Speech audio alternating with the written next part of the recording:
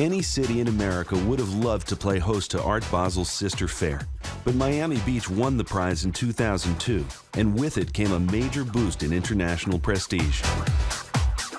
We came here because we thought it could be a great place to bring together art lovers from all over the United States, but also from Latin America and Europe. Today we have an incredible concentration of wealth and talent here. Architects, fashion designers, actors, and people who are in the creative industries. Oh, the burgeoning art scene in Miami is just great. It's amazing what's happened in the last 5 or 6 years. A number of collectors, a number of galleries, the entire scene. Art Basel is another way that Miami has lifted itself above all the other cities in America. It is now seen as one of the centerpieces of design and art consideration anywhere in the world. I suppose part of it is just this incredible accumulation of additional fairs, and so it's just this kind of gradual encroachment of sort of every aspect of the art world. What has become more interesting is, of course, the involvement of the collectors in Miami. That has really developed into something quite substantial, quite unlike any other fair.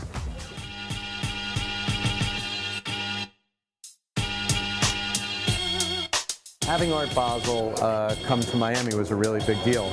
It made the whole world aware that Miami isn't only fun and sexy and good for entertainment, but it's also an international city of substance. It was actually an influential group of collectors who convinced the directors of Art Basel to set up shop in Miami Beach. These collectors' rarefied private collections are open to the public and one of the main attractions during the fair. A visit to Dennis and Deborah Scholl's home is one of these highlights. With more art than wall space, much of the couple's vast collection is stored in a nearby warehouse. Each year, the Scholls invite a prominent museum curator to comb through the warehouse and create a new show of works to hang on the walls of their home.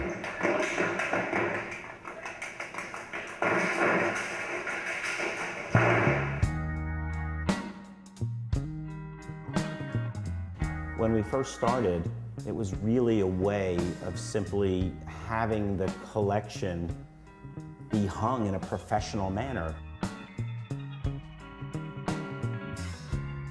Each year, and this is the 11th year in the project, the Scholls have invited a curator like myself to come down and curate the collection, meaning that I essentially have full control to select the works, to install the works, to move furniture. The house is seen as a blank canvas, and that is something that is incredibly generous and incredibly courageous.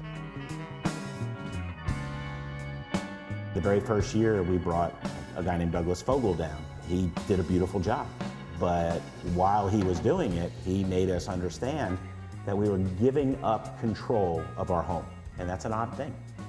He basically came in and said, I'm gonna take control of the house and I'm gonna hang what I want, and you're gonna leave it up for a year. That's the handshake that we're gonna make.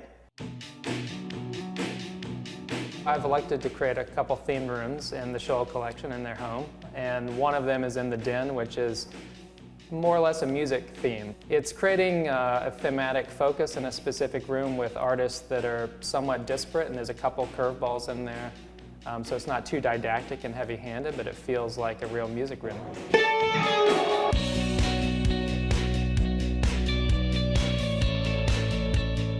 In the living room, the installation really embraces the formality of the living room. It's very strong, formal, rich work.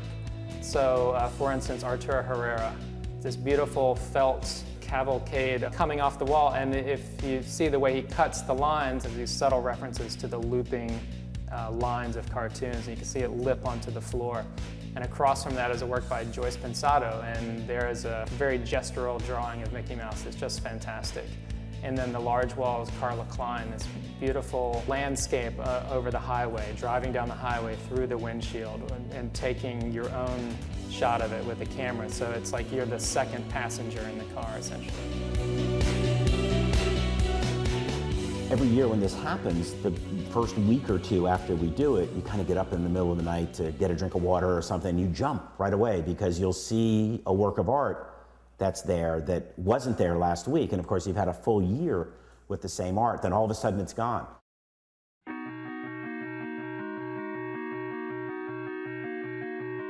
You have to remember, we invite a curator down, we give him 3 days, he puts up the show, and everybody shows up that night. And many times at 7 o'clock when the doorbell rings, we're still sweeping and patching and bailing.